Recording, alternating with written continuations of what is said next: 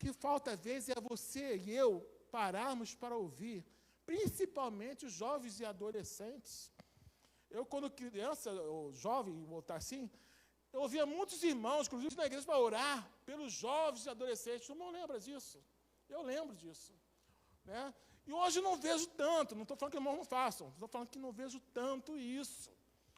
E os sermões estão totalmente... prosperidade! Traz não sei quanto dinheiro, que Deus vai te dar não sei o quê. É assim ou não é? É assim. Mas isso é isso que o Espírito Santo quer que a igreja receba de mensagem hoje. É essa corrida desenfreada pelo ter, que o Espírito Santo quer o ser.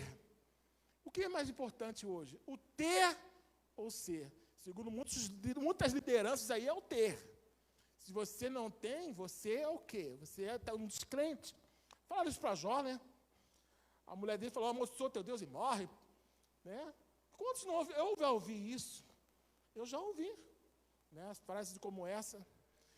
Então, minha gente, o melhor não é o ter. Porque tudo passa, irmão. Tudo passa. Um dia essa igreja é linda, maravilhosa. Deus pode prosperar, mas um dia Deus vai buscar a igreja e vai ficar só a construção aí. Amém ou não amém? Então tudo passa. E essa construção com o tempo vai ruir, vai cair, enfim. Mas a salvação é eterna. Morar com Jesus na Santa Jerusalém é para sempre.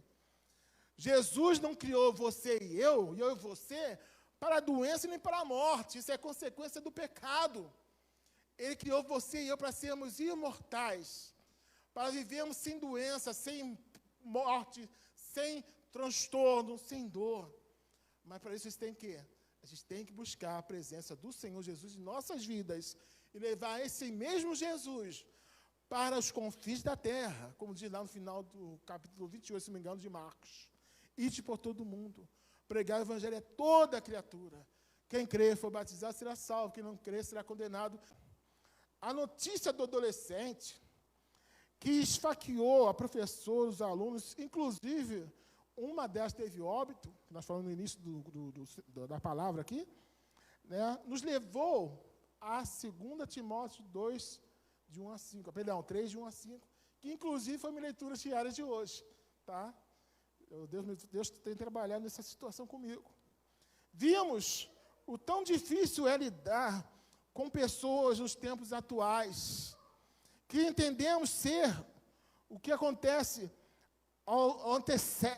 antecede, né, vou botar assim, a vinda do Senhor Jesus. Essa dificuldade de lidar com o ser humano, que é difícil mesmo, não é fácil, mas é necessário.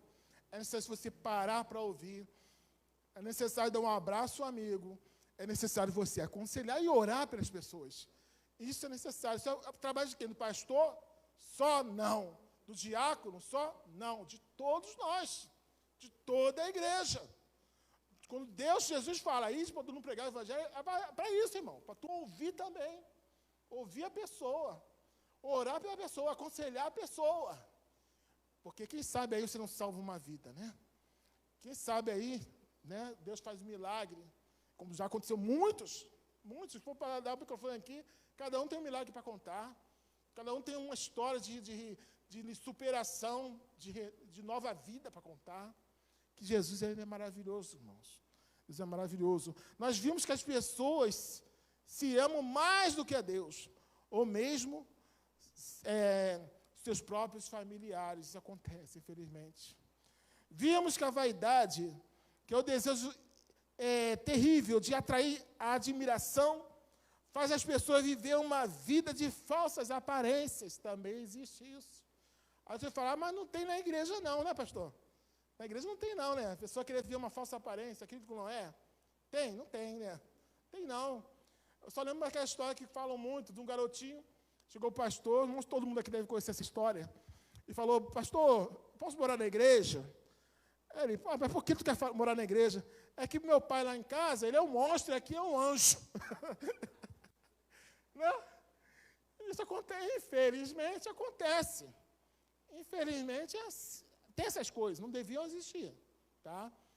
Da forma que eu sou aqui, eu tenho que ser na rua, lá em casa, no trabalho, correto, pastor? Tem que ser em todo lugar. Mas, infelizmente, tem gente que fala assim, hoje é dia de culto. Vou botar minha máscara de crente. Vou pegar a minha arma. Pá! Não levantaram para derrubar isso aqui. Pá! Pegar a Bíblia. Vou para a igreja. Né? Aí chega em casa, larga a Bíblia em qualquer lugar e volta a ser quem ele é. Ou Jesus mudou, ou Jesus nunca fez parte da tua vida, irmão. Para pensar nisso. Porque a Bíblia vai falar em Efésios 2:8, que é pela graça que sois salvos mediante a fé. Aleluia. E isto não vem de vós, mas é o quê? É dom de Deus. Você sabia que esse versículo foi o que levou Martim Lutero a fazer a reforma protestante? Vocês sabiam disso? Os pastores sabem, claro. Mas você, amado irmão, sabia disso? É um versículo muito forte. Efésios 2:8, marca na tua Bíblia, decora. Então, amado, Paulo diz a Timóteo para se afastar dessas atitudes, lá no versículo 5. E esse conselho serve para nós também. Vamos reler o versículo 5. Ele fala assim, que tem aparência de piedade, mas negarão a eficácia dela. Afaste-se dessas também. O conselho que Deus fala para nós, para mim, para você hoje, resumindo tudo que foi dito aqui, afaste-se. Afaste-se. Não é daquelas pessoas? Não, amado. Afaste-se de ser uma pessoa que é amante de si mesmo. Afaste-se de ser uma pessoa avarenta, presunçosa, soberba, blasfemas, desobediente aos pais. E não tem essa história de, meu pai morreu, minha mãe morreu, não deu satisfação a ninguém, não. Poxa, pensa nos conselhos da sua mãe. Eu estou 80 anos, mas você lembra o que o seu pai e sua mãe falou lá atrás? Se você não segue o conselho, você está pecando. Honra teu pai e tua mãe para se prolongar os seus dias sobre a face da terra que o Senhor teu Deus te dá. Isso não é para criança, não, é para toda a igreja. Às vezes joga no colo da criança e do adolescente, esquece de mim, de nós. Mas tem que, ainda que eu não tenho pai nem mãe, mas tem coisas que eu fico assim, Jesus, o que meu pai e minha mãe falaria? E às vezes coisas que eu lembro que eles falavam e eu tento seguir. Isso também, não, independente de eles morrer ou não, está bem ou não, está vivo ou não. Esse é um mandamento de Deus. Honrar o pai e a mãe, tentar ser um bom homem, uma boa mulher, tentar ser uma pessoa de bem, uma pessoa que obedece à palavra de Deus, segue a Deus. Então, ele fala isso, né, no versículo 5, tem aparência da piedade, mas negarão a eficácia dela. Afaste-se desses também. É para se afastar dessas atitudes, é para se afastar dessas coisas, é para se afastar da toda a aparência do mal. Amém, igreja? Amados, eu quero agradecer a oportunidade, que Jesus Cristo nos abençoe, que Jesus Cristo nos guarde, nos dê a paz, e muito obrigado mesmo, tá bom, pastor? Muito obrigado. A maioria dos embaixadores que eu fui conselheiro, todos eles, eu colocava para ler a Bíblia e pregar para mim mesmo, né? Pregação mirim, eles faziam. Aí com isso eles iam treinando, eu dava um versículo, eles destrinchavam o versículo, desenvolviam o versículo, e assim a gente levava eles para os debates, não é isso? Conclaves, congressos. Então eu tenho vários embaixadores que hoje são pastores, são presbíteros, diáconos. Isso me alegra muito, que meu trabalho não foi em vão. Davi, então eu quero agradecer por você ter vindo aqui. Agora, ele passou por várias provações, pastor, mas está aí firme, tá? Eu conheci os pais dele, a mãe dele faleceu do meu lado, no coral. É isso, Davi? Então, tá aí, ó. Então, não vem dizer que os problemas, por causa dos problemas que eu me afastei, não. O problema não faz afastar de Deus nem da igreja, não faz mesmo. Então, para mim é uma alegria estar vendo o Davi aqui pregando. Elevo meus olhos para os montes, de onde me virá o socorro? O nosso socorro vem do Senhor, que fez os céus e a terra. Senhor, nós sabemos que o Senhor é o nosso socorro.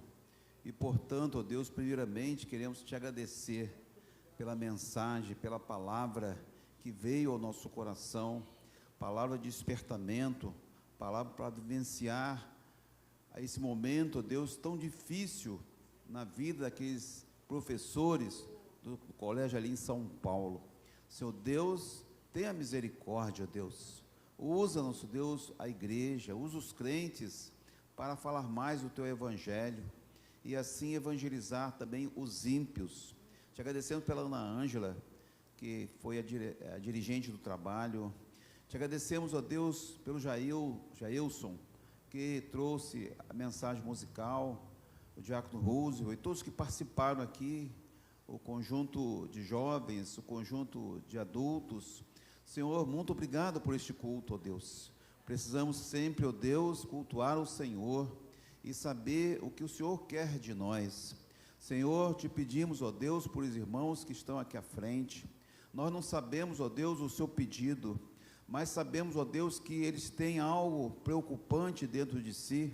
Talvez seja a saúde, talvez seja o emprego, talvez, ó Deus, seja a casa, a família, talvez seja a cura.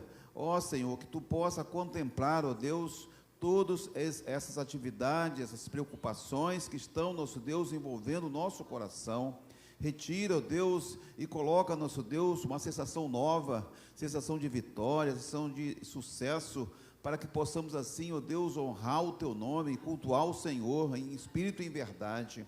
Senhor Deus, tu sabes, ó Deus, que os dias são maus, mas nós, ó Deus, estamos vencendo, ó Deus, as intempéries da vida, as tristezas, os momentos difíceis que vemos no rádio, na televisão, na mídia, e estamos, ó Deus, assim, confiando no Senhor. Senhor Deus, passa, nosso Deus, a nossa vida em revista, para que nós possamos sempre estar, nosso Deus, confiante e submisso à tua vontade, ao teu querer. Tu sabes, ó Deus, que às vezes passamos desertos, mas os desertos é o momento que possamos refletir, possamos pensar e fortalecer a nossa vida espiritual com o Senhor. Senhor Deus, muito obrigado, ó Deus, pelo pastor Edmilson Machado da Cunha e também por esta igreja, ó Deus, que está, nosso Deus, com a chama acesa, viva, e que cada um de nós possamos manter essa chama, ó Deus, não deixar que o diabo, nosso inimigo, apague, ó Deus. Senhor Deus, te louvamos também, ó Deus, porque sabemos, ó Pai, que o Davi passou por momentos difíceis, ó Deus, e momentos assim, bem preocupantes, mas ele confiou no Senhor, ele venceu as intempéries, ele venceu tudo aquilo que era contra, ele não olhou para os problemas, ele olhou para o Deus maior que os problemas, o Deus todo-poderoso, que resolve as situações. E queremos, ó Deus, te pedir por aqueles jovens, ó Deus, que estão passando por problema, jovens, ó Deus, que começam a olhar para o passado e querem desistir, querem apostatar da fé, querem abandonar o caminho do Senhor. Senhor Deus, que tu possa intervir nessa situação para fortalecer ele, ó Deus, e saber que ele é um homem que está a serviço do Senhor, e ele tem que colocar a mão no arado e não olhar para trás, porque essa não é a nossa missão, é sempre colocar a mão no arado e olhar para frente, porque muitas são as pessoas que precisam da nossa palavra, precisam do nosso testemunho, precisa da nossa ferramenta de Deus para o coração deles, e nós não podemos recuar, nós temos que avançar. A nossa fé está firmada no Senhor. Senhor Deus, dá-nos, ó Deus, um dia, uma noite de paz em nosso coração e nosso lar. Livra-nos, ó Deus, de bala perdida, homem sanguinolento, violência urbana, e leva-nos em paz para nossos lares. Tudo isso nós te damos graças, ó Deus, e agora que o amor de Deus, nosso Pai, a graça salvadora de Cristo Jesus, as 12 consolações do Espírito Santo de Deus possa estar em cada